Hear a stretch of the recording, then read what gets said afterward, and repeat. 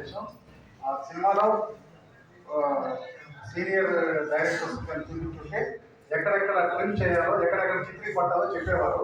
అంతటి మీద నాకు లేదు కాబట్టి సినిమా తీసిన ప్రసాద్ గారికి, దర్శకులకి, అలాగే ప్రొడ్యూసర్స్కి అయితే నాకు అనిపించింది ఏకదిగల తీసిన సినిమా పరిస్థితి అప్పుడప్పుడు తీసుకుంది అనిపిస్తుంది. ఎందుకంటే అక్కడ కట్స్ అండ్ పేస్ట్ కనపడుతూ ఉంది.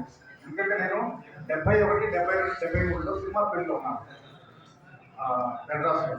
సో కంటిన్యూటీ, ఎందుకు క్లాప్ కొడతారు, ఏం డ్రెస్ చేసుకుంటారు, ఇవన్నీ నాకు అనుభవం వస్తాయి. నాకు చెప్పింది ఏంటంటే కన్యాశుల్కం అనే ఒక సినిమా ఉంది. ఇప్పుడు మేము నాకు చూస్తున్నాం. కన్యాశుల్కం సినిమాలో సావిత్రి గారు ఒక షాట్లో ఒక ఎర్ర గాజు, ఒక బ్లూ గాజు, ఒక తెల్ల గాజు ఎడమ చేతి వేసుకున్నారు.